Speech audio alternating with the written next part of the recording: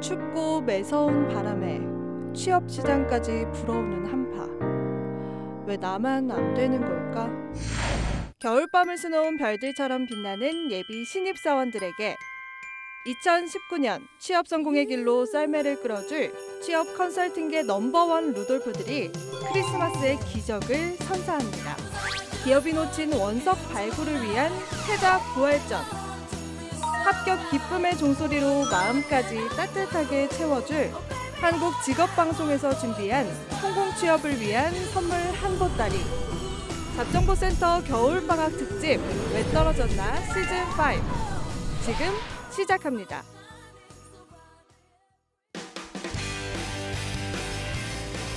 네, 안녕하세요. 성공 취업의 시작 잡정보센터 이남규입니다. 네, 안녕하세요. 한유진입니다.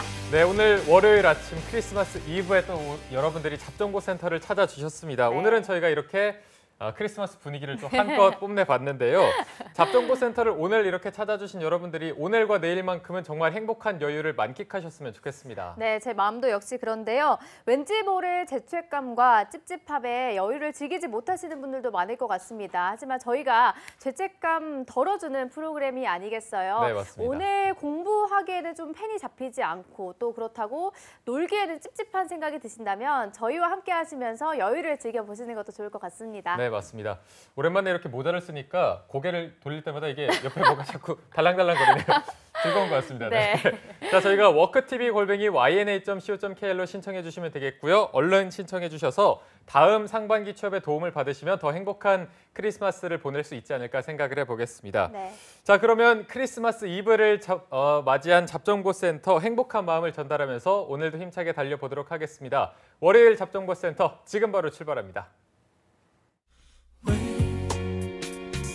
왜 너를 떠나보냈었는지 왜 널 보낸 건지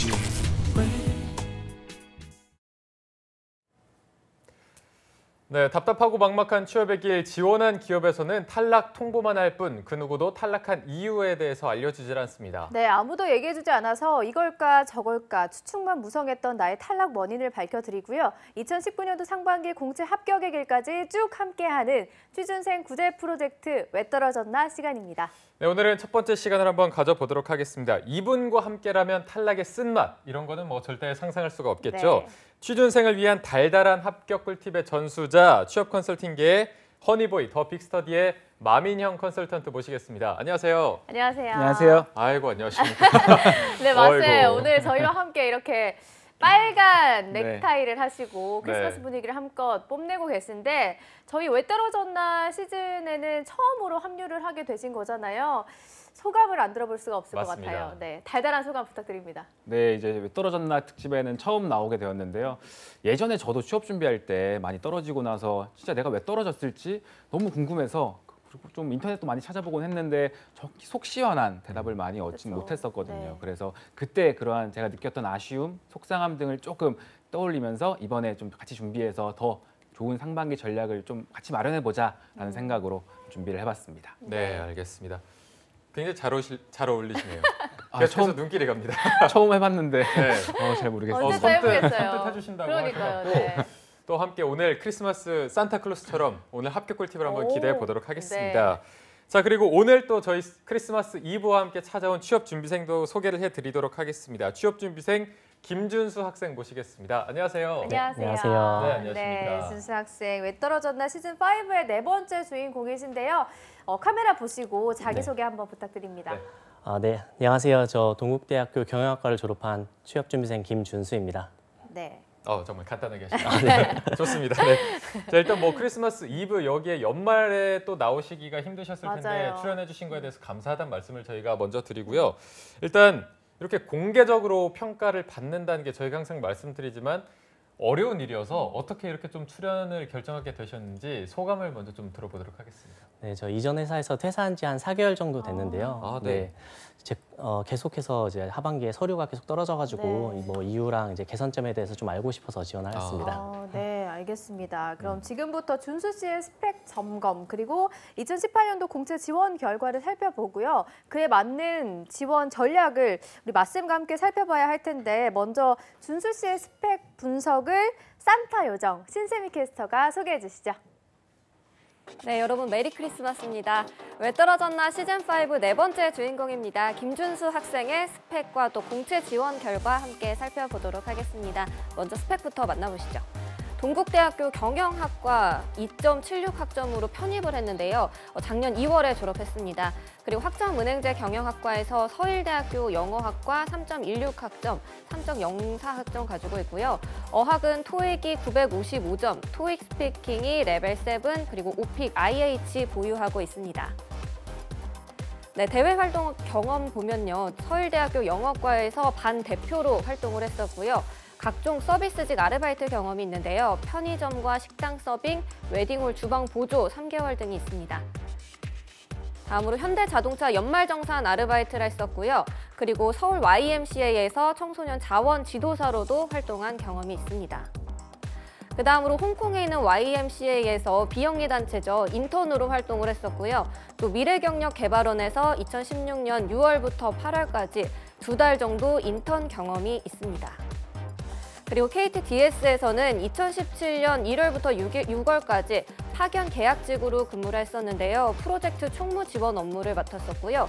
그 외에도 2017년 6월부터 8월까지는 직접 계약직으로 사원으로 근무한 경험까지도 가지고 있습니다. 네, 상반기부터 공채 지원 결과 살펴보도록 하겠습니다. CJ제일제당과 마이다스 IT 기획 직무 지원했지만 서류 탈락했고요. KT와 KT, SAT는 서류 탈락, 그리고 코레일 사무에서는 NCS까지 올라갔지만 아쉽게 탈락을 했습니다. 한국공항공사 행정경영직 지원했지만 역시 서류 탈락했고요. 일동그룹과 GS에너지 역시 서류 탈락, 그리고 한국산업인력공단에서 경영지원 직무에서는 NCS까지 올라간 경험이 있습니다.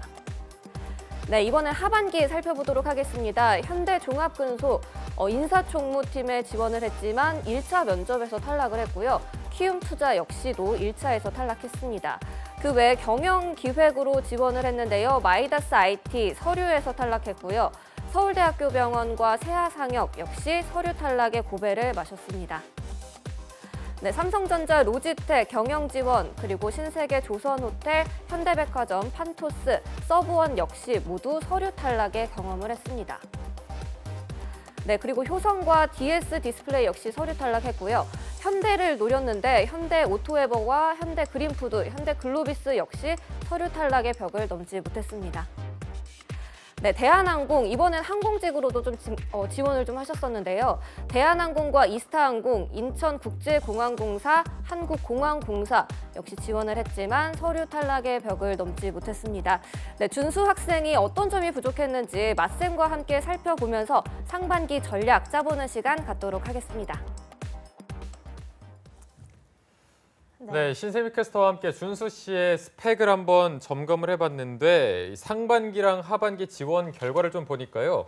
상반기에서는 2군데 NCS 탈락을 했지만 나머지는 다 서류 탈락이었고 하반기에도 2군데 1차 면접까지 갔지만 나머지는 서류 탈락이 굉장히 많았습니다. 네. 일단 준수 씨가 본인이 생각할 때는 왜 어떤 게 내가 부족해서 떨어진 것 같다라고 분석하신 게 있나요? 네, 일단 아무래도 학점이 낮은 게 좀 큰 문제인 것 같고요. 네. 네, 그래서 좀 자격증 취득에 대한 고민을 좀 많이 했습니다. 네. 그러면은 전반적으로 서류 탈락의 원인을 낮은 학점으로 보고 계신데 제가 그래서 학점을 한번 살펴봤더니 네. 동국대학교를 2017년에 졸업했는데 재학 당시 학점이 2.76, 편입 전에는 3.16, 또 학점은행제에서는 3.04라고 나와 있거든요. 네. 이 세 개가 있는데 저는 어떤 거를 기준으로 봐야 할지도 맞쌤에게 한번 여쭤보고 싶고 또 준수 씨가 보기에 스펙 중에서 학점이 문제인 것 같다고 하는데 이 원인이 맞다고 보시는지도 궁금하거든요.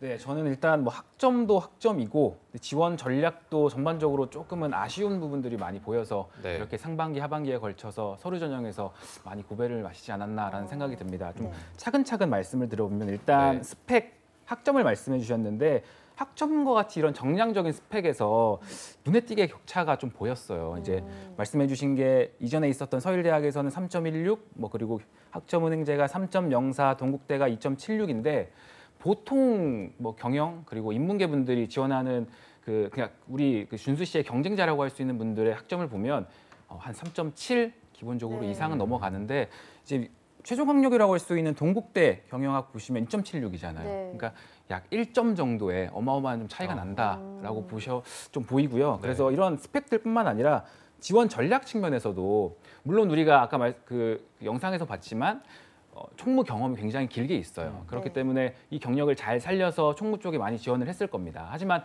내가 잘하는 거 위주로 준비를 하는 것도 중요하지만 우리가 지원하는 그 분야에서의 경쟁자 그리고 채용 규모 역시 같이 고려를 해야 됩니다. 그래서 좀 정리해서 말씀을 드려보면 뭐 학점 같은 경우는 이미 졸업을 했기 때문에 어떻게 할 수가 없어요. 하지만 지원 전략 측면에서는 조금 더 좀 개선된 전략을 수립할 수 있었는데 간단히 먼저 말씀을 드리면 우리가 인사총무나 경영지원 직무를 지원을 했었잖아요. 주로 지원한 분야가 그렇게 보이는데 사실 기업에서는 이쪽 직무는 많이 뽑지 않습니다. 그래서 근데 이번 하반기에 또 보니까 그 우리가 주로 지원했던 아까 현대계열사 그리고 LG 이쪽을 보면 하반기에 그 신규 투자 규모를 굉장히 늘리고 채용 인원도 많이 뽑겠다라고 얘기가 많이 나왔었잖아요. 그래서 그런 기대감에 우리도 많이 뽑겠지 하고 지원을 하셨던 것 같아요. 그래서 다른 직무보다는 경영 지원 쪽에 조금 더 포커싱을 해서 지원을 하셨을 거라고 보이는데 하지만 이 우리가 지원했던 총무나 인사, 경영 지원 쪽은 그 채용 규모 확대 그리고 신규 투자 확대에 따라서 비례해서 채용 규모가 올라가는 직군은 아니거든요. 그냥 지금도 적고요. 앞으로 10년, 20년도 계속 적을 겁니다. 그래서 이쪽 그 경쟁률이 굉장히 높고 고스펙자들이 몰리는 이런 직군으로만 계속 그 지원을 하다 보니 아무래도 서류 전형에서 결과가 조금 안 좋지 않았나 그런 분석을 좀 할 수 있었습니다. 네, 어떻게 보면 어려운 데를 계속 두드리고 있었던 그런 형국인 것 네. 같은데 아까 유진 씨가 물어봤던 지금 학점이 3개가 나와 있어서 네. 저희가 어떤 거를 기준으로 판단을 하는 기업에서는 최종 학력인 동국대 학점을 주로 보는지 편입 전 것도 많이 보나요? 아니면 또 어떻습니까? 학점은행제 이거는 또 어떤 건가요?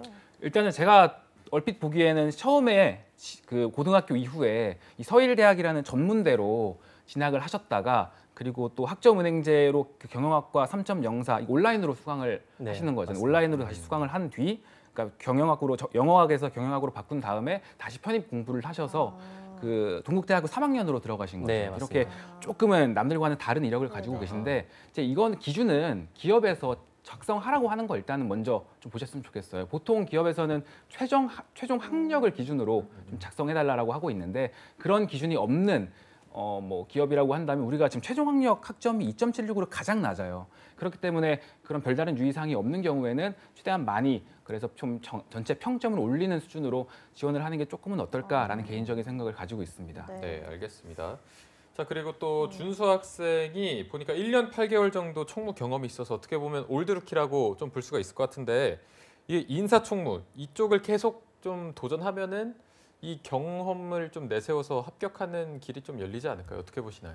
그렇죠. 이제 계속 두드리다 보면 언젠가는 열릴 텐데 그 언젠가가 될지를 몰라서 말씀을 드리고 싶어요. 그러니까 전략적으로 우리는 좀 확률을 생각해봤으면 좋겠는데요. 네. 이제 기업에서 전체 인원을 채용할 때 전체 TO 중에서 경영지원 직군은 한 10% 미만으로 보입니다. 그러니까 100명을 뽑는다고 하면 한 10명 미만이 되겠죠. 그렇게 굉장히 채용 규모가 적고요. 그러다 보니까 기업 입장에서는 한 명을 뽑더라도 되게 뭐 경험뿐만 아니라 스펙도 좋고 뭐 여러 가지 좀 뛰어난 친구들을 뽑고 싶어 해요. 그리고 또 기업 입장에서는 그 한 명이 우리 부서 뭐 총무면 총무, 인사면 인사에 미치는 영향이 굉장히 지대하기 때문에 그래서 더 오히려 보수적으로 보고 신중하게 보고 좀 리스크를 피하는 전략을 수립하게 되죠. 근데 보니까 그러니까 경영지원 직무 같은 경우에는 말씀하신 올드루키 분들이 조금은 직무 관련 경험이 보장이 되어 있으니 취업이 잘 된다는 말도 있는데 또 여전히 근데 우리가 생각해야 될 점이 뭐냐면 인사총무 직무는 또 다른 직무와는 조금은 다르게 여전히 그래도 그 서류 전형 통과 그리고 취업에 있어서 그 직무 관련 경험뿐만 아니라 학벌과 관련된 정량적인 스펙도 여전히 합부를 당락을 좌우하는 중요 요소로 작용을 하고 있습니다. 네. 그렇기 때문에 물론 이제 1년 8개월이라는 직무 경험은 굉장히 좋지만 이 전체 합격하는 친구들을 보면 학교 아까 말한 학점 전반적인 부분에서 고루고루 우수한 친구들이 많이 통과가 되거든요. 그래서 제가 드리고 싶은 말씀은 경영지원 직무로의 취업뿐만 아니라 좀 다른 범위를 넓혀서 시야를 넓혀서 조금은 더 많은 추가적인 기회를 가질 수 있는 방법으로 이번 상반기 전략을 수립했으면 더 좋지 않을까라는 생각을 가지고 있습니다. 네. 네. 지원 분야를 조금 더 넓혀라고 하셨는데 아무래도 준수 씨도 이 부분에 대해서는 늘 생각을 하고 있을 것 같아요. 고민이 깊어지실 것 같은데 먼저 직무를 알아보기 전에 준수 씨가 어떤 강점을 갖고 있고 또 어떤 약점을 가지고 있는지부터 살펴봐야 할 텐데 말씀이 좀 보시기에 어떠신가요? 제가 이제 보내주신 자료를 보고 우리 또 준수 씨가 경영학과인 만큼 우리 SWOT, 스왓 분석으로 한번 각 약점을 분석을 해봤는데요. 일단 준수 씨의 가장 큰 강점은 1년 8개월이라는 경력이겠죠. 굉장히 많은 일을 해봤기 때문에 기업의 생리가 어떻게 되어 있는지 알고 있다라는 점과 그리고 인턴까지 합하면 제가 봤을 때 2년 정도 근무 경력이 있는 것처럼 보여요. 그리고 추가로 서비스 아르바이트까지 아까 거의 2년에 가까운 기간 동안 아르바이트를 하셨었고 또 어학 점수도 높기 때문에 이것도 네. 덤으로 우리가 챙길 수 있다라는 강점이 있고요. 약점은 스펙이겠죠. 일단 낮은 학점이 어쩔 수 없이 발목을 잡을 것 같습니다. 이런 낮은 학점과 그리고 자격증이 전무한데 맞나요 혹시? 네, 맞습니다. 자격증이 물론 이제 취업에 있어서 필수는 아니지만 내가 지원하는 분야의 로열티라든지 아니면 업무에 있어서 조금은 더 어필할 수 있는 그런 매력적인 요소로 작용할 수 있기 때문에 자격증이 없다는 것도 우리의 약점, 좀 아쉬운 점으로 꼽아볼 수 있었고요. 이제 기회 요인으로 본다면 최근에 계속적으로 직무 경험을 많이 보고 있는 채용 트렌드가 보이고 있잖아요. 그렇기 때문에 우리는 경험이 많다 보니 다양한 경험을 이제 다양한 직무에 활용할 수 있는 그런 가능성, 기회가 있다라는 측면에서 좀 좋게 봤고요. 위험 요인이라고 한다면 마찬가지로 인사총무, 경영지원은 적게 뽑습니다. 이런 적게 뽑는 곳을 계속 두드리면 언제 취업이 될지 몰라요. 취업 준비 기간이 길어질 수 있는데 이러한 점도 같이 고려해서 지원 전략을 짜는 게 중요할 것 같아요. 그래서 이 네 가지를 제가 좀 정리를 해보니까 경험 경력 측면에서는 괜찮아요. 네. 경쟁력이 있지만 이를 좀 인사총무랑 경영지원뿐만 아니라 너무 여기 매몰되지 말고 범위를 넓혀서 조금은 더 많은 기회를 가질 수 있는 쪽으로 지원 전략을 수립해보자라고 생각을 하시면 좋을 것 같습니다. 네. 말씀이 준수 학생의 강점으로도 언급하셨지만 어학 점수가 굉장히 좋습니다. 토익이 955점이고 토스 레벨 7 그리고 오픽도 IH까지 따셨는데 어학 점수는 굉장히 좋은데 학점이 저희도 너무 낮은 것 같아서 좀 네. 특별한 이유가 있었는지 뭐 해명이 가능한가요? 네, 학교 공부할 때 공부보다는 좀 이제 다른 활동에 좀 흥미가 많아서 이제 아르바이트나 뭐 대외 활동, 인턴 같은 활동을 많이 했고요. 그래서 학점에 좀 집중을 못했던 것 같습니다. 학점 관리에. 아하. 자격증이 없는 이유는 또 들어볼 수 있을까요? 그때 사실 자격증은 크게 생각을 안 하고 있었어요. 그냥 저는 뭐 경험을 많이 쌓으면 된다고 생각을 해서 그냥 이런저런 활동 많이 하면 된다고 생각을 해가지고 네, 활동 위주의 다른 활동 위주로 네. 학교 생활했습니다. 방금 뭐 다른 활동들을 하는 데 있어서 집중을 해서 학점 관리가 조금 소홀했던 것 같다. 많은 학생들이 학점을 낮은 이유를 물어봤을 때 이런 답변들을 많이들 하거든요. 좋은 답변일까요? 그래서 이제 학점과 자격증을 말씀해 주셔서 같이 묶어서 조금 정리를 해드리면 보통 이제 면접에서 이런 질문을 받기가 쉽죠. 이제 뭐 당연히 학점 때문에 서류가 안 되면 면접에 못 가는 거니까 이런 질문들은 면접에서 단골 질문으로 나오는데요. 그러니까 왜 이렇게 학점이 낮아요?라고 물어봤을 때 이제 이 앞서서 면접 질문은 크게 두 가지로 구분이 된다고 생각하시면 좋겠어요. 일단 첫 번째는 당신은 누구입니까? 두 번째는 그럼 우리가 당신을 왜 뽑아야 됩니까? 근데 이 두 번째에서 기업에선 봤을 때 학점이 낮은데도 불구하고 우리가 왜 당신을 뽑아야 되나요? 라는 질문에 대한 답을 듣고 싶어요. 근데 그게 저는 다른 활동을 하느라 학점을 챙기지 못했습니다. 라는 식의 답변으로 만약에 전개가 되면 학생의 본분이 뭐라고 생각하세요? 라는 또 꼬리 질문, 압박이 들어오게 돼 있습니다. 그러니까 그런 질문을 받았을 때 그냥 인정을 하는 겁니다. 그 당시에 제가 다른 활동들을 하느라 학점을 못 챙겼습니다. 대신에 다만 여기서부터 이제 우리가 뽑혀야 되는 이유를 말해주는 거죠. 예를 들면은 뭐 제가 지금 취업을 준비하려는 이 시점에 와서 보니 그 당시에 조금 더 학점이 소홀했던 것이 제 계속 발목을 잡고 있습니다. 그렇기 때문에 제가 지금 느끼고 있는 것은 공부에도 때가 있구나. 뭐 대외 활동도 좋지만 내가 할 수 있을 때 열심히 하고 이것이 나중에 미래에 어떻게 될지 지금 열심히 하는 게 굉장히 중요하구나라는 것을 배우게 되었습니다. 그래서 하루하루 계획을 세우고 목표한 바를 이루기 위해서 열심히 노력하는 삶을 살아갑니다라는 식으로 답변을 해준다면 기업에서 충분히 그렇기 때문에 앞으로는 더 열심히 하겠지라는 납득을 할 수 있을 것 같아요. 알겠습니다. 뭐 준수 씨의 낮은 학점에 대해서 이야기를 하고 있는데 아무래도 정말 아까 말씀해 주셨던 것처럼 이 낮은 학점이 계속해서 발목을 잡을 것 같다는 생각이 들거든요. 그래서 뭐 학점을 기재할 때 학점은행제 학점까지 하면 평균이 딱 3.0이 된다고 나와 있어서 이렇게 작성을 하면 뭐 조금 유리하긴 하는 건지 아니면 뭐 돌파구를 찾을 수 있는 건지 방법이 있어야 될 것 같아요. 사실 뭐 유불리라기보다는 일단 다 적어도 불리해요. 학점이 너무 네. 평균이 낮기 때문에 불리한 거는 아마 잘 아실 거고 일단 학점을 쓰게 되면 블라인드가 아니라 학점을 기재하게 되면 질문은 거의 높은 확률을 받지 않을까 싶어요. 네. 뭐 동국대학교 학점만 적으면 그 자체로도 2점대이기 때문에 왜 이렇게 낮아요? 물어볼 네. 거고요. 뭐 다른 기타 학점들을 기재한다고 할지라도 서울대학에서 3.16, 그다음 학점은행제가 3.04, 그다음 동국대학교가 2.76 갈수록 더 낮아지고 있어요. 내가 학점이 낮은 걸 인지하면 더 높여야 되는데도 불구하고 낮아지고 있기 때문에 이 낮아지고 있는 사실에 대해서 분명히 검증 관련된 질문이 들어올 겁니다. 그래서 이것은 알고 있어야 되고 답변은 방금 제가 말씀드린 것처럼 그럼에도 불구하고 내가 뽑혀야 되는 이유를 넣어서 말씀해 주시면 가장 좋고요. 또 만약에 이제 말씀해 주신 게 학점 3.0 이상인 곳들 그 지원 자격을 커트로 학점 3.0을 주는 제한을 두고 있는 경우가 있는데 아까도 말씀드렸다시피 우리는 되게 많이 지원을 해야 돼요. 경영 지원 같은 경우에는 이렇게 많이 써도 서류 전형에서 거의 대부분 떨어지는 게 소수 채용하는 경영 지원 직군이기 때문에 많이 쓰기 위해서는 3.0으로 커트가 제한이 되어 있으면 난 2.76이니까 쓰지 말아야지가 아니라 그런 최종 학력만 기재해 주세요가 없는 경우에는 최대한 많이 써서 3.0을 맞춘 다음에 지원을 해두고 그 다음에 안 되면 안 되는 거고요. 되고 나서 이제 뭐 면접에서 이런 질문들이 나왔을 때 학점과 관련된 질문 어떻게 대처하면 좋을까 그때 가서 고민하면 더 좋을 것 같습니다. 네, 알겠습니다. 그리고 말씀이 아까 강점으로 꼽아주신 게 경력 경험이 좋다. 근데 이 부분을 인사총무 외에 다양한 분야에 좀 지원을 하면 좋을 것 같다라고 말씀하셔서 네. 좀 그러면 어디로 지원을 해야 좋을지도 한번 알려주시죠. 제가 처음에 제 첫 직무기도 한 이제 영업 직무인데요. 네.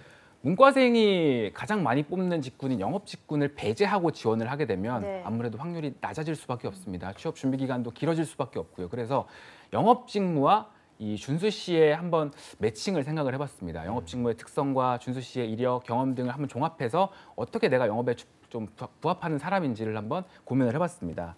일단은 일반적으로 우리가 영업이라고 하면 보통 고객들 만나고 그 속에서 기회를 창출해서 제품과 서비스를 판매하는 이런 활동들이라고 많이 생각을 하잖아요. 대부분의 그 취업 준비생분들이 이렇게 좀 모이는 현상, 단편적인 모습에만 집중을 하는데 저는 이제 우리가 직무를 분석하는 입장에서는 조금 더 이 영업 원활한 판매가 이루어지기 위해서 영업이 있기 전 사전 단계와 영업이 있은 후 사후 단계까지 같이 고려하는 이런 전중후를 입체적으로 고려해야 한다고 생각을 해요. 그래서 이제 기존에 저한테 주신 그 준수 씨의 이력과 경험과 이 전중후를 같이 연결시켜 보는 작업을 제가 해봤는데 일단 영업 전에 준비 상황 보면 보통 이제 고객을 만나기 전까지 우리가 해야 되는 활동들이잖아요. 어떤 고객을 만날지, 어떤 상품을 판매해야 가장 경쟁력이 있고 우리 시장 내에 경쟁자들은 누구일지 이렇게 분석하고 계획을 세우는 게 보통 이 사전 단계에 수행하는 업무들인데 준수 씨가 했던 경험들 중에서 그 대기업 계열사 근무했던 그 주요 활동들 중에 KPI 수립 지원해봤던 경험이 전 눈에 띄었습니다. 보통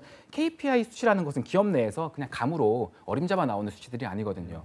우리가 기존에 수행해왔던 업무 실적이나 그런 데이터 그리고 앞으로의 기업 경영 전략과 연관지어서 미래 KPI 목표가 수립되는데 우리는 그 현장에 있어 봤어요. 그렇기 때문에 조금 준비 단계에서 어떠한 자료들이 요구되고 그러한 자료들은 어떻게 수집할 수 있는지를 몸소 체험해봤기 때문에 이 경험과 사전 단계의 그런 목표, 계획 수립과 연관지어서 우리가 어필을 한다면 충분히 매력적인 그 경험력 어필이 될 것 같고요. 네.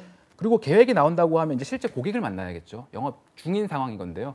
이 같은 경우에는 우리가 1년 9개월인가요? 거의 2년에 가까운 서비스 아르바이트직 경험이 있기 때문에 보통 그 영업 상황에서 대화가 어떻게 이루어지고 고객이 우리에게 호감을 보이는 대화는 무엇이고 조금은 좀 거절하는 대화는 무엇이고 이런 것들에 대해서 노하우가 있을 겁니다. 그런 경험들이나 아니면은 또 우리가 일을 많이 진행해 오면서 돌발 상황들이 많이 있었을 텐데 영업 중에 있을 법한 그런 예상치 못한 상황에 대처하는 그런 경험들도 돌발 상황과 같이 좀 연결 지을 수 있을 것 같고요. 그리고 마지막으로 영업 후의 상황인 거죠. 그러니까 실제 계약서를 작성하고 계약서대로 뭐 배송은 제대로 되고 있는지, 서비스는 제대로 좀 이루어지고 있는지, 고객들은 만족하고 있는지 이런 부분과 관련해서는 우리가 했던 것 중에 BSS 2단계 구축 프로젝트라는 게 있었어요. 이게 또 눈에 띄었는데 여기서 보통 제가 읽었던 게 렌탈 계약을 또 관리하고요. 또 업무를 지원을 했었는데 그러니까 여기서 우리가 좀 어필하면 좋은 것이 이제 계약서를 작성할 때에는 무엇이 중요한 것인가 이런 내용들이랑 또 계약 관계에 있는 고객들 관리는 어떻게 하지? 우리가 예전에 임원도 의존해봤다고 하셨는데 그 경험을 여기다 녹여도 될 것 같고요. 그리고 또 이것도 제가 주목해서 봤는데 보통 영업 후에는 그러니까 계약이 끝나고 나서는 원활하게 공급을 해줘야 되는데 그러니까 거래선에 적시에 적소에 우리 제품이나 서비스를 공급해줘야 되는데 추가적인 비용이 발생되지 않기 위해서는 계속적인 관리가 이루어져야 돼요. 근데 우리는 차세대 프로젝트나 사무공간 운영 관리 업무를 수행하면서 비용 절감과 관련된 또 업무를 진행을 해봤어요. 그러니까 이러한 비용 절감과 관련된 개념들도 여기 같이 녹이면 좋을 것 같다는 생각이 들었습니다. 이렇게 영업 직무를 조금 전, 중, 후로 세분화시켜서 우리 관련 경험들을 매칭시킨다면 충분히 우리도 영업 직무자로서 매력적인 지원이 가능하지 않을까라는 생각을 해볼 수 있을 것 같습니다. 네, 알겠습니다. 말씀이 준수 학생의 어떤 영업에 관한 강점을 좀 말씀해 주셨는데 준수 학생 보니까 뭐 기획, 총무, 사무, 행정, 경영, 인사 총무 다 영업이 하나도 없거든요. 네. 이쪽만 좀 고집하시는 이유가 있나요? 아무래도 경력이 총무 쪽으로 경력이 있다 보니까 그쪽으로 맞춰서 쓰는 게 저한테 유리할 것 같다고 생각이 돼서 그렇게 계속 지원을 했습니다. 혹시 영업 쪽은 생각을 1도 안 해보셨나요? 해보긴 했었는데 네. 그래도 저는 제가 유리하다고 생각하는 게 총무라고 생각을 해가지고 계속 그쪽으로만 지원을 했었습니다. 그렇군요. 근데 또 영업이라고 해도 B2B, B2C로 나뉘고 같은 네. 영업도 제조업, 유통업 정말 다양하게 있어서 준수 씨가 어울릴 만한 직무에는 어떤 것들이 있을까요? 일단은 제가 말씀드린 것처럼 영업 직무에 대한 이해가 일정 수준 이상 된다고 하면 기업 분석을 빠르게 해서 최대한 많은 곳에 지원을 해야 될 텐데 그래도 우리가 영업에 조금 아직 뭐 많이 쓴 아까 뭐 생각은 있다고 하셨는데 총무 쪽을 많이 지원한다고 하셨잖아요. 네. 익숙하지 않다 보니 조금 그래도 쉽게 접근하기 위한 것은 아무래도 일상생활에서 자주 접하는 소비재겠죠. 뭐 식자재나 유통, 서비스, 통신 분야가 될 텐데 제가 있었던 롯데제과라든지 아니면 뭐 CJ 제일제당이나 SPC그룹 이런 식자재 혹은 뭐 BGF 리테일이나 GS 리테일 같이 CVS 쪽 아니면은 뭐 이마트, 롯데마트, 백화점과 같은 오프라인 리테일 유통업체들이 보통 될 건데요. 여기서 수행하는 업무들이 말씀드린 것처럼 대리점이나 가맹점 대상으로 신규 고객을 발굴한다거나 계약을 관리하고 프로모션을 기획하고 운영해요. 그래서 이런 업무들을 보통 B2B 영업이라고 하는데 이런 소비재 영업에서의 B2B 영업 관리 직무를 지원한다고 하면 우리가 조금은 더 수월하게 접근할 수 있지 않을까 그렇게 생각이 듭니다. 네, 네. B2B 영업 관리 직무를 시작으로 좀 많이 써봤으면 좋겠다 이렇게 네, 말씀해 그렇습니다. 주셨는데 준수 학생 같은 경우에는 어학 점수가 굉장히 좋아서 실제로 영어를 좀 잘하시는 편인가요? 막 잘하진 않고요. 그냥 네. 어느 정도 소통할 수 있는 정도는. 소통할 수 있는. 네. 그러면 이런 거를 좀 살려서 해외 영업 쪽으로 도전하는 건 좀 어떻게 보시나요? 그렇죠. 불가능할 것도 없다고 생각해요. 특히나 해외 영업이 그러니까 주로 수행하는 업무가 뭐 계약서를 작성하고 검토한다든지 거래선을 관리하고 뭐 시장 분석을 하는 건데 어떻게 보면 우리 국내에서 수행하는 영업 관리보다 조금은 더 정적이다라고 할 수 있습니다. 우리가 수행해온 지원, 관리 업무에 조금 더 맞는 파트라고 또 생각이 드는데 근데 이것도 생각해 보셔야 돼요. 이제 지금의 경력과 그 경험 어학만으로 지원이 과연 가능할 것인가. 그러니까 서두에 말씀드렸지만 방송 초기에 말씀드렸지만 우리가 같이 지원하는 분야의 경쟁자들도 같이 고려를 해봐야 됩니다. 그렇죠. 지원 전략을 수립할 땐 이제 해외 영업을 지원하시는 분들을 보면 보통 해외 대학 출신이라든지 아니면 해외에서 인턴을 오래 해보셨다라든지 아니면 해외 거주 경험이 있으면서 글로벌 시장에 대한 비즈니스 이해가 있다라든지 하는 분들이 보통 지원을 하게 됩니다. 그런데 이러한 틈바구니 속에서 특히나 이제 국내 영업보다 더 적게 뽑는데 과연 우리가 경쟁력을 가지고 인사 담당자를 면접관을 설득할 수 있을 것인가에 대한 고민을 좀 해봤으면 좋겠어요. 저는 그렇기 때문에 오히려 조금 더 기회가 더 많이 열려 있는 국내 영업 파트에 조금은 더 몰두를 하고 만약에 해외 영업에 대한 관심이 있다고 하면 나중에 입사 후 포부와 같은 항목에서 이런 국내 현장에서의 영업 경험을 바탕으로 해외에서도 경쟁력을 발휘해보고 싶습니다라는 식의 전개는 가능할 것 같습니다. 네, 알겠습니다. 근데 아까 이제 준수 학생이 지원하는 총무나 지원 업무를 보면은 공기업 쪽에도 지원을 많이 하면 좋을 것 같은데 공기업 지원도 거의 없는 것 같아서 공기업 지원 쪽은 좀 실제로 어떻게 생각하시나요? 공기업도 생각을 하고 있고 예전에 뭐 한두 번 지원한 적은 있습니다. 네, 그런데 지원 횟수가 조금 적은 것 같아서 혹시 네. 이유가 따로 있나요? 아무래도 그 총무로 이렇게 공고가 나오는 곳은 공기업보다는 사기업 더 많기 때문에 네. 사기업 위주로 그래서 많이 지원을 했습니다. 그 준수 씨가 지금 쭉 보니까 본인이 생각하기에도 총무직으로 경험이 많아서 직무를 지원할 때도 무조건 총무 쪽으로만 집중을 하신 것 같거든요. 말씀이 보시기에 남은 기간 영업 쪽에 초점을 맞춰서 해야 할지 총무직으로 해야 할지 공기업으로 해야 될지 어느 정도 비중을 두고 준비를 하면 좋을까요? 저는 일단 그러니까 총무 쪽에 가장 적성이 맞다고 생각하시고 경력도 강력하니까 당연히 총무 쪽을 조금 더 많이 쓰고 싶으시겠죠. 근데 이제 우리가 취업을 해야 되는 시점이기도 하고 내년 상반기를 앞두고 있는 현재 시점에서 이제 전략을 수립해야 되기 때문에 총무도 쓰긴 쓸 건데 저는 총무나 영업 혹은 그러니까 총무 외적인 부분들도 한 총무와 6대4 정도 비율로 가져갔으면 좋겠어요. 그것이 영업이 되든 공기업이 되든. 그래서 조금은 기회를 같이 가져가서 면접이든 뭐 인적성이든 많이 좀 우리가 도전해 볼 수 있는 그런 시간을 좀 많이 가졌으면 좋겠습니다. 네. 근데 혹시 뭐 준수 씨가 나이가 지금 어떻게 되시죠? 지금 29.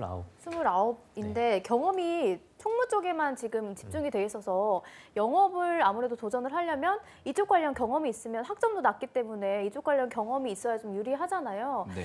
뭐 특별한 경험을 쌓는 게 중요할지 어떤 식으로 영업 쪽은 어떻게 준비를 해야 될까요? 그렇죠. 이제 제가 그 아까 전중후로 말씀드린 것처럼 기존에 있는 경험을 가지고 총무나 지원 쪽을 조금 톤을 다운시키면서 동시에 협력사를 관리했다라든지 아니면 신입사원 교육을 담당했다라든지 사람과 사람 사이의 관계 속에서 했던 활동을 부각시키는 방법도 있겠고요. 또 추가적으로 우리가 차별화된 영업 경험을 좀 쌓겠다라고 생각이 드신다고 하면 저는 조금 실제 필드에 나가서 물건을 팔아보는 것도 한번 어떨까라는 추천을 해보고 싶어요. 예를 들면 뭐 동대문이나 동묘에 가서 옷을 떼와서 실제 플리마켓에서 판매해 본다든지. 그러니까 우리가 아까 서비스 아르바이트는 거의 2년 가까이 하셨는데 네. 그 아르바이트를 보면 보통 고객들이 우리 업장에 방문을 했을 때 판매가 이루어지는 활동들이거든요. 근데 실제로 우리가 수행해야 되는 영업, 그 기업에서 수행하는 영업은 우리가 직접 고객을 발굴하고 우리가 발로 뛰어서 나가서 영업 그 계약이 이루어지는 영업 행태거든요. 그렇기 때문에 실제로 우리가 어떤 물건들을 소싱해 와서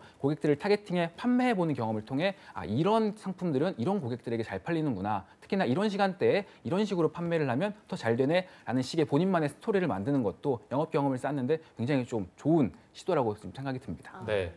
자, 그런데 지금 준수 씨의 상태를 보니까 어떤 계약직 제의가 들어오고 있다는데 맞나요? 네, 이제 아무래도 경력이 있다 보니까 뭐 헤드헌터 분들한테 뭐 계약직으로 한번 근무를 더 해보는 게 어떠냐라고 연락이 오더라고요. 네, 그러면 지금 또 굉장히 고민이 많을 것 같아요. 이걸 해야 되는지 안 해야 되는지 아니면 뭐 말씀이 추천해주신 다른 방법을 해야 될지 고민이 많으실 것 같은데 지금 궁금하신 거를 다 말씀한테 지금 여쭤보시면 될 것 같거든요. 궁금한 거 지금 여쭤보시면 되겠습니다. 네, 뭐 일단 방금 말씀해 주셨던 것처럼 계약직으로 근무를 좀 더 해도 되는지 그것도 좀 궁금하고요. 저는 이거를 좀 기업 입장에서 생각해 봤으면 좋겠어요. 그러니까 기업에서는 뭐 그러니까 예를 들면 인턴까지 합하면 지금 2년 그리고 2년 그 계약직 들어오는 거를 하게 되면 총 4년 근무 경력인데 그럼 4년 근무 경력을 가지고 다시 이직을 준비하시는 거잖아요. 네. 그럼 기업 입장에서는 이렇게 생각할 것 같아요. 이렇게 경력이 많은데 왜 한 곳에 정착하지 못하고 자꾸 이직을 하려고 할까?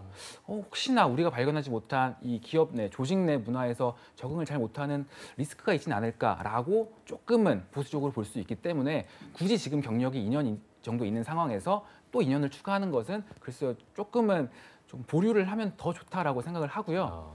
뭐 추가적으로 헤드헌터 분들께서 뭐 2년직을 계속 제안을 한다고 하시니까 기업 그 전문가분들이 보셨을 때 우리가 분명히 기업 내에서 쓰일 수 있는 인재라는 것을 인정을 해주는 격이라고 볼 수 있잖아요. 그러니까 조금 2년의 추가적인 경험보다는 지금 우리가 가지고 있는 그런 경험들, 강점들을 더욱 더 발굴해서 우리 더 많은 기업들이 지원을 하는 쪽으로 가닥을 잡았으면 더 좋지 않을까라는 생각을 하고 있습니다. 네. 혹시 더 궁금한 게 있으신가요? 그리고 제가 회계 아무래도 학점이 낮다 보니까 좀 보완할 수 있는 자격증 같은 걸 취득하고 싶어서 회계관리 1급 자격증을 딸까 지금 고민하고 있는데 혹시 자격증을 따면 저한테 플러스가 되는 요인인지 좀 궁금합니다. 그러니까 회계 그 자격증을 따서 지금 회계 쪽을 지원하시려는 게 아니잖아요. 네네. 총무 쪽을 지원하시려는 거잖아요. 네. 물론 이제 총무 쪽을 지원하는 데 있어서 이 회계 쪽과 관련된 업무도 일부 수행하다 보니 총무와 관련된 조금은 뭐 어필은 가능하겠지만 글쎄요 이게 회계 관리 자격증을 딴다고 해서 총무의 지금 서류 합격률이 더 올라간다라고는 보장할 수 없을 것 같아요. 오히려 그것보다는 서류 합격률은 지금에서 더 올라갈까? 그러니까 자격증을 하든 2년 경력을 더 쌓든 그 부분은 조금은 제가 확답은 드리지 못하겠지만 저는 오히려 자격증보다는 조금 더 경험 정리를 더 하고 지원 범위를 더 넓히는데 지금 남은 뭐 1월, 2월 시간을 좀 더 투자했으면 좋겠다라는 생각을 하고 있습니다. 뭐 자격증을 따고 싶으면 따는 거지만 이 자격증 하나 딴다고 해서 상반기 합격률이 급격하게 막 올라간다든지 하는 변화는 없을 거라고 생각이 들어요. 네, 알겠습니다. 혹시 더 궁금한 게 있으신가요? 아니요. 좋습니다. 네. 그럼 말씀에 오늘 좀 총평을 해주셔야 될 것 같아서 마지막으로 한 말씀 딱 부탁드리겠습니다.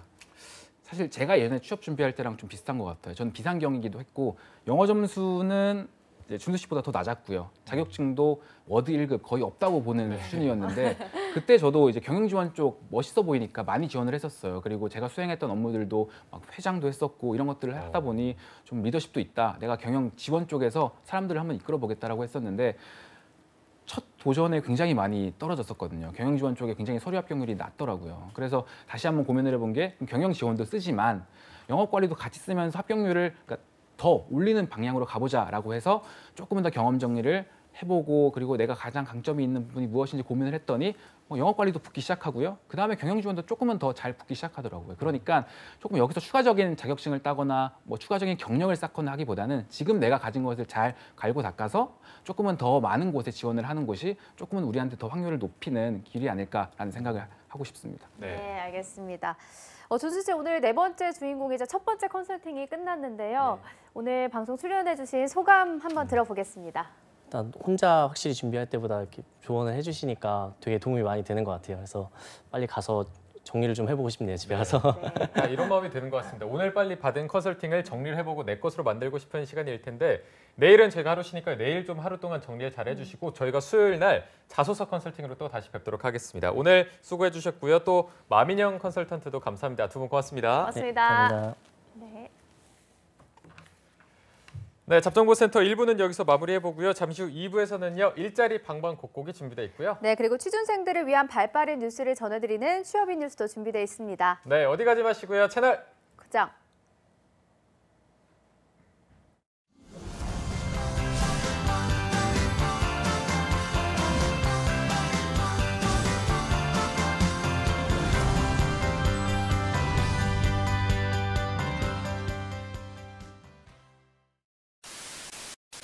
바쁜 이 도심 속 난 오늘도 커리어 우먼을 꿈꾼다.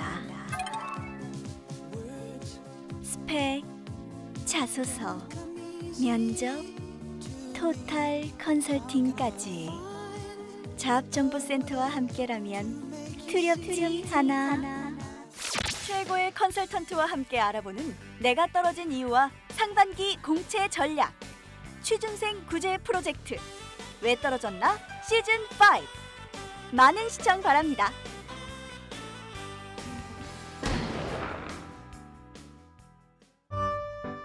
쉴 새 없이 바쁜 중에도 어김없이 찾아오는 오늘. 발걸음이 유난히도 가벼운 오늘. 떨리는 마음으로 당신을 만나러 갑니다. 오늘도 고단했을 당신에게 내 마음을 전합니다. 고된 하루의 끝에 함께 웃을 수 있다면 오늘도 수고했습니다. 일한 만큼 보장받는 사회, 노동자도 고용주도 함께 살피겠습니다. 고용노동부.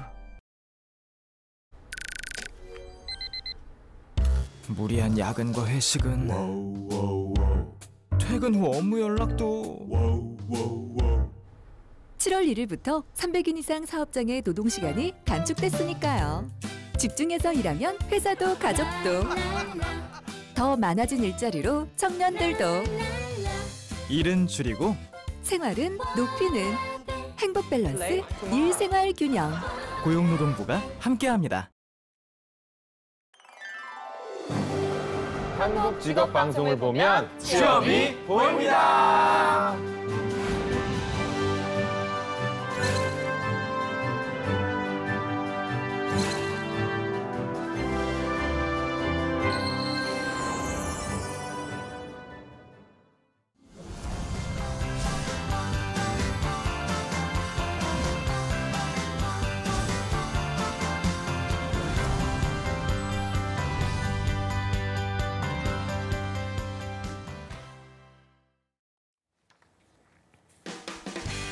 네, 성공섭의 시작 잡정보센터 2부의 문을 활짝 열어봤습니다. 저희가 2부에서는요. 전국 각지의 생생한 채용 소식을 발빠르게 만나보는 일자리 방방곡곡이 준비되어 있고요. 네, 그리고 취준생들이 알아두면 좋은 뉴스들만 골라서 전해드리는 취업인 뉴스도 준비되어 있는데요. 먼저 일자리 방방곡곡부터 바로 만나보시죠.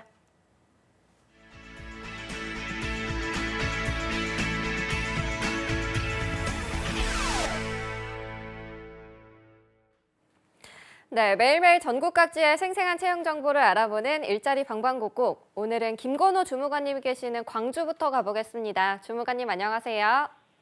네, 안녕하세요. 광주 고용복지플러스센터 김건호 주무관입니다. 네, 주무관님 오늘 성탄절 이브인데요. 크리스마스 네네. 계획 있으신가요? 가족과 함께 즐거운 시간 보내기로 했습니다. 아, 그렇군요. 네, 알겠습니다. 빨리 퇴근해야죠, 오늘. 아, 빨리 퇴근하시는군요. 네네. 네, 알겠습니다. 그럼 오늘 채용 소식 빨리 전해주시죠. 네. 첫 번째 강주 지역 일자리 소개해드리겠습니다. 강주 서구 상무지구에 위치하고 있는 태양광 발전 전기 공사업체인 주식회사 참빛솔라입니다. 태양광 관련 구조물 및 설계 도면 CAD 가능하신 전자장비 CAD원 5명 채용할 계획입니다. 지원 자격은 학력과 경력 모두 무관합니다. 참고로 태양광 관련 서류 제출, 현장 답사 업무가 많으므로 운전 가능하신 분 가능합니다. 급여는 신입 기준 연봉 3천만 원 시작하고 면접 후 협의 가능하며 접수 마감은 2019년 1월 말일까지 있고 접수 방법은 이력서, 자기소개서, 경력증명서, 운전면허증 4번 등을 준비하셔서 이메일로 접수하시면 됩니다.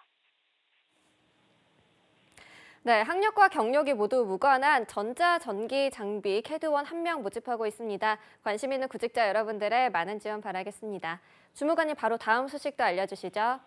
네, 두 번째 소식은 취업특강 소식 준비했습니다. 강주 고용복지플러스센터에서는 지역 구직자들의 취업을 위해 취업 성공에 필요한 노하우를 알기 쉽게 알려주는 취업특강 프로그램을 제공합니다. 2019년 1월 일정 알려드리겠습니다. 1월 7일 신용관리 및 해고의 제한과 과제, 1월 14일 산업안전보건교육 및 일자리를 위한 나만의 전략 등을 각각 운영할 계획입니다. 프로그램은 오후 1시 30분부터 4시 30분까지 강주 고용센터 9층 취업특강실에서 진행됩니다. 참여를 희망하는 구직자분들은 일정을 참고하셔서 미리 워크인스 등에 신청하거나 고용센터를 직접 방문하여 접수하셔야 합니다. 프로그램에 관련한 궁금한 사항은 국번 없이 1350번으로 연락하시면 됩니다. 네, 구직자 여러분들을 위해서 다양한 취업특강 준비하셨다고 합니다. 많은 관심과 참여 바라겠습니다. 주무관님 메리 크리스마스. 네, 메리 크리스마스입니다. 네, 다음으로 경기도로 연결해 보겠습니다. 성남고용센터의 이은경 주무관님 안녕하세요. 네, 안녕하세요. 성남고용복지플러스센터 인경 주무관입니다. 네, 주무관님도 크리스마스 계획 있으신가요? 네, 교회 갔다 오고요. 가족과 함께 즐겁게 보내려고 합니다. 아, 네, 알겠습니다. 그럼 먼저 채용 소식 알려주시죠. 네, 오늘 준비한 성남 지역 일자리 정보 소개해드리겠습니다. 먼저 소개해드릴 기업은 주식회사 센트로 ENC라는 기업입니다. 주식회사 센트로 ENC는 건물 건설하는 기업이고요. 본사가 인천 연수구 송도동에 위치하고 있습니다. 이번에 모집하는 분야는 성남시 여수동에서 다가구 주택을 공사하고 있는데 그 공사 현장에서 근무할 건축 시공기술자 신입 직원 2명을 모집하고 있습니다. 지원 자격은 고졸 이상의 학력으로 현장 시공관리 및 공무 업무가 가능하시면 지원이 가능합니다. 근무 조건은 주 5일 근무고요. 급여는 월급 220만 원부터 최대 250만 원까지 면접 후에 결정이 됩니다. 모집 기간은 채용 시까지고요. 지원을 희망하시는 분들은 이력서와 자기소개서를 담당자 이메일 또는 팩스로 접수하시면 됩니다. 네, 건축시공 기술자 2명 구인하고 있습니다. 채용 시 마감되는 구직건이니까요. 지원하실 분들은 빠르게 지원하시기 바랍니다. 주무관님 바로 다음 소식도 알려주시죠. 네, 두 번째로 소개해드릴 기업은 주식회사 바이오엔텍이라는 기업입니다. 주식회사 바이오엔텍은 화장품 원료를 수입, 제조, 판매하는 기업이고요. 위치는 성남시 중원구 상대원동에 있습니다. 이번에 모집하는 분야는 화장품 원료를 생산할 신입 직원 1명을 모집합니다. 지원 자격은 고졸 이상의 학력으로 생산 업무를 희망하는 청년을 우대하고 있습니다. 근무 조건은 주 5일 근무고요. 급여는 월급 180만 원부터 200만 원까지 면접 후에 결정이 됩니다. 기본급 기준으로 월급 외에 150%의 상여금이 별도로 지급이 됩니다. 모집 기간은 채용 시까지고요. 지원을 희망하시는 분들은 이력서와 자기소개서 등을 담당자 이메일로 접수하시면 됩니다. 네, 신입을 채용하고 있습니다. 채용 시 마감되는 구직건이니까요. 관심 있는 구직자 여러분들의 빠른 지원 바라겠습니다. 주무관님 행복한 성탄절 보내시기 바라겠습니다. 네, 리포터님도 행복하시고 즐거운 성탄 되시기 바랍니다. 감사합니다. 네, 지금까지 일자리 방방곡곡 전라도와 경기도의 채용 정보 알아봤습니다.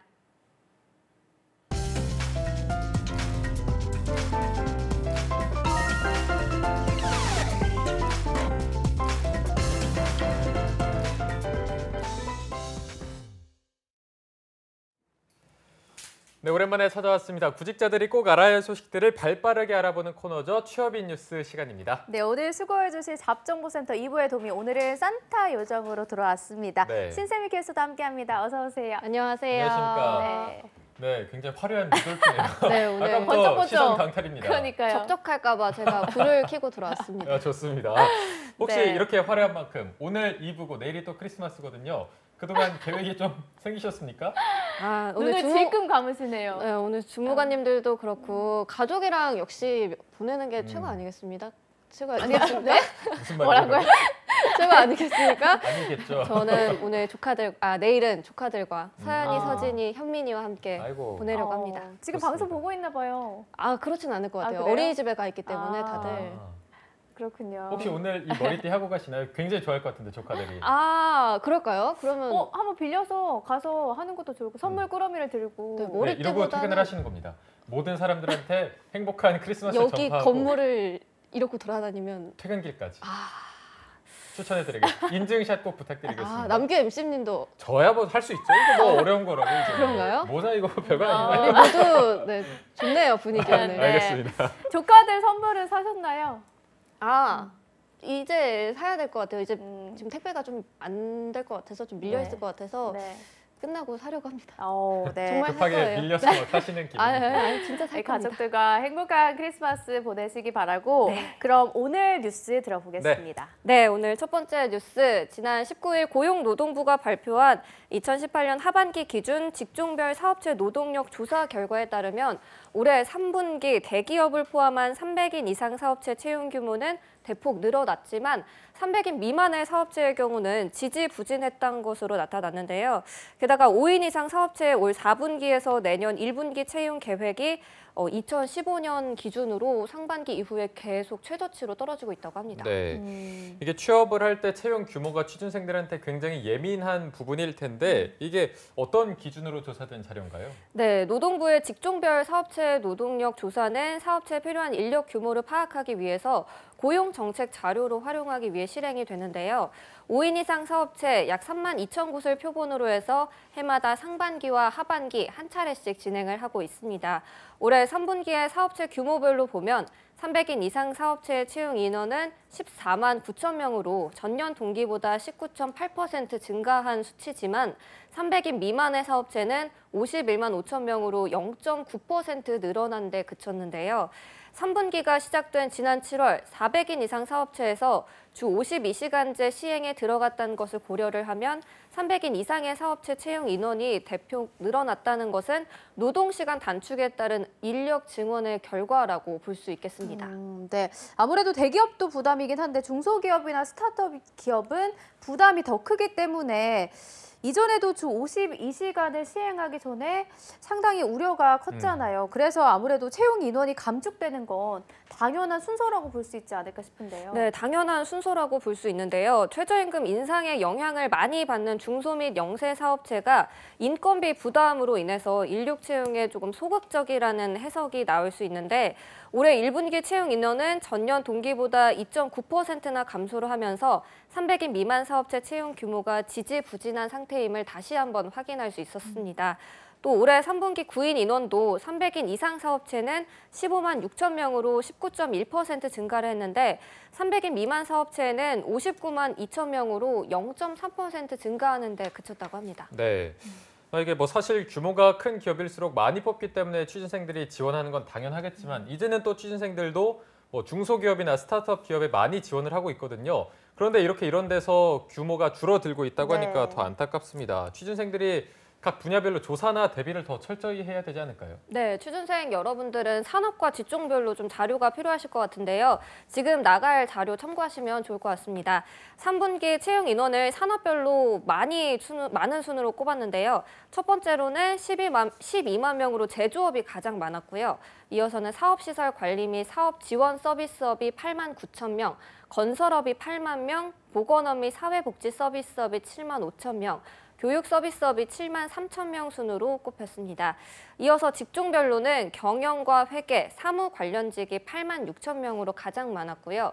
교육 및 자연과학, 사회과학 연구 관련직은 6만 9천 명, 건설 관련직은 6만 7천 명, 영업 및 판매 관련직은 6만 명 등으로 뒤를 이었습니다. 하지만 이에 반해서 사업체의 정상적인 경영을 위해 추가 채용이 필요한 인원을 가리키는 부족 인원 같은 경우는 26만 9천 명으로 지난 10월 1일 기준으로 지난해보다 3.9% 감소했다고 합니다. 네. 이 부족 인원이 부족한 인원을 뜻하는 것 같은데 부족 인원이 가장 많은 직종은 어느 직종인가요? 네, 가장 많은 직종은 운전 및 운송 관련직으로 4만 명 정도인데요. 노동시간 특례 업종에서 제외됨에 따라서 내년 7월부터 노동시간 단축에 들어가는 노선버스업 인력난 등이 반영된 것이라고 볼 수 있겠습니다. 이 외로는 5인 이상 사업체 올해 4분기에서 내년 1분기 채용 계획 인원이 29만 4천 명으로 지난해보다 9천 명, 즉 3% 감소가 됐다고 조사가 됐습니다. 네. 이게 3% 감소해서 9천 명, 거의 10,000명에 가까운 인원이 감소가 된 거면 채용 규모가 정말 많이 줄어든 수치 아닌가요? 네, 그렇습니까? 많이 줄었습니다. 이는 2015년 상반기 조사 이후에 3년 6개월 만에 가장 낮은 수치인데요. 하지만 사업체 규모별로 보면 300인 이상 사업체 채용 계획 인원이 3만 8천 명으로 지난해보다 14.5% 증가를 했는데요. 300인 미만 사업체는 25만 6천 명으로 5.1% 감소를 하면서 좀 대조되는 모습을 보였습니다.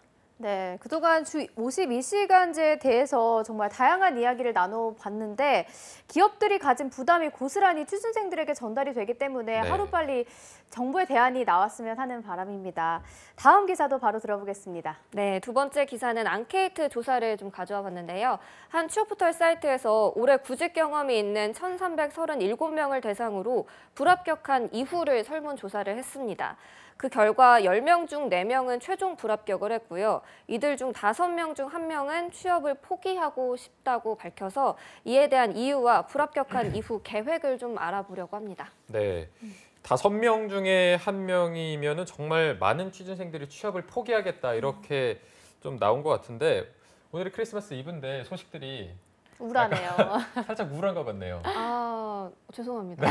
죄송할 것 같고 여기에 또 대비를 저희가 좀 해야 되니까 일단은 취업을 포기한 취준생들의 심정이 어떤지 이 부분을 먼저 알려주셔야 될 것 같아요. 네, 올해 구직 과정을 돌이켜보면 어떤 심정이었는지 물어봤더니 38.4%가 부족했던 점을 보완해서 반드시 취업하겠다는 다짐을 내비쳤습니다. 좀 긍정적이죠.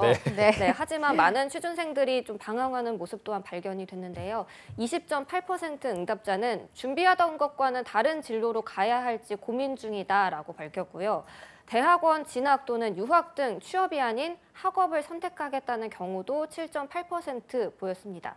또 취업을 위해서 전문 기술을 배우겠다는 구직자도 14.1% 확인이 됐고요.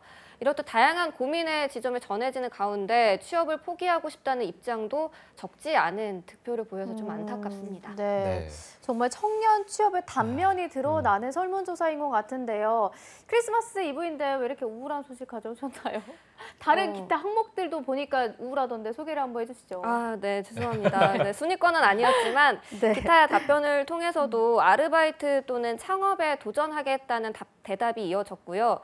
이거는 조금 정말 우울한데 마포대교를 갈지 양화대교를 갈지 고민 중이다라는 좀 극단적인 심리 상태가 전해지면서 지금 청년 취업이 얼마나 어려운지 좀 느낄 수 있는 대목이 아닌가 싶습니다. 네. 이런 거 뭐 농담으로라도 해서는 안 되는 말이고 이런 말을 하면 더 부정적으로 되니까 일단 한번 좀 대비책을 세워봐야 될 것 같습니다. 불합격의 배경으로 어떤 게 꼽혔는지를 저희가 분석을 좀 해봐야 될 것 같아서 어떤 거를 좀 뽑아줬나요? 네, 가장 많은 선택을 받은 항목은 학점 등 어학, 그 스펙이 좋지 않아서가 23.5%로 꼽혔고요. 2위는 면접을 잘 못 봐서가 21.1%, 이 외에도 자기소개서를 못 써서 인적성 전형에서 좋은 성과를 내지 못해서 내가 인턴과 대외 활동 등 좀 직무 관련 경험이 부족해서 등이 이어졌습니다. 보면은 서류부터 면접까지 자가 검열을 통해서 좀 채용 전형을 분석하는 경향이 있는 것 같습니다. 그러네요. 정말 살펴보니까 이유를 다른 데서 찾지 않고 모든 이유가 본인에게 네. 본인 잘못이라고 생각을 하고 있는 것 같다는 생각이 듭니다. 네, 맞습니다. 보고 계시는 분들은 전체 81.2%가 유진 MC처럼 보실 것 같은데요. 불합격 배경을 본인에게서 찾고 있다는 점이 눈에 띕니다. 이 외로 도저히 모르겠다 또는 기업의 내정자가 있었다라고 생각을 한다는 답변이 좀 실패 요인을 기업에서 찾는 여지를 나타낸 응답자가 10명 중 1명꼴로 보이기도 했다고 합니다. 네, 오늘 신세미 캐스터가 취업인 뉴스 2가지 소식을 가지고 왔습니다. 첫 번째는 채용 규모가 줄고 있다 이런 내용이었고, 두 번째는 또 취업 포기에 대한 심정이나 그 배경에 대해서 살펴봤는데 또 의도치 않게 안 좋은 소식을 들고 왔으니까 이런 분들을 위해서 좀 앞으로 힘내라, 좀 잘 이겨내라 이런 따뜻한 한마디 부탁드리겠습니다. 네, 여러분 성탄절 앞두고 제가 이런 소식 들고 와서 좀 죄송한데요. 그래도 현재 상황을 잘 알아야 상반기 대비할 수 있지 않겠습니까? 여러분 성탄절 행복하게 보내시고요. 성탄절만큼은 조금 쉬셔도 될 것 같아요. 쉬시면서 자기에 대한 리프레시도 좀 하시고 힘내시고 상반기 합격의 길로 갑시다. 네. 갑시다. 좋습니다. 네, 알겠습니다. 자, 아까 신세미 캐스터가 또 불합격의 배경으로 꼽아주신 걸 보니까 스펙이 좋지 않아서, 면접을 잘 못 봐서, 자기소개서를 못 써서, 인적성을 못 봐서, 관련 경험이 부족해서, 이거 저희가 왜 떨어졌나에 나온 분들이 다 말하는 고민이거든요. 이런 고민을 정말 혼자 하지 마시고, 혼자 하면 이게 더 곪는 법이니까요. 나오셔서 조금 속 시원하게 컨설팅을 받으면 좋을 것 같습니다. 네. 왜 떨어졌나 시즌5에 신청을 하셔서 컨설팅을 받으면 더 좋은 결과가 있으니까요. 아까 신세미 캐스터가 말한 것처럼 다 함께 좋은 길로 갑시다. 네. 갑시다. 깨알 홍보까지 해주시네요. 네, 오늘 취업인 뉴스 오늘도 취준생들을 위해 알찬 뉴스와 정보들로 꾸며봤습니다. 다음 뉴스도 기대해 주시기 바라고요. 오늘 산타 요정 신세미 캐스터 수고했습니다. 고맙습니다. 고맙습니다. 네. 네, 잡정보센터 오늘 준비한 내용은 여기까지입니다. 저희는 내일 크리스마스 연휴날 성탄절은 하루 쉬고요. 26일 수요일에 취준생 구제 프로젝트 왜 떨어졌나 시즌5로 찾아뵙도록 하겠습니다. 네, 시청해주신 여러분 고맙습니다. 네, 여러분 메리 크리스마스! 메리 크리스마스!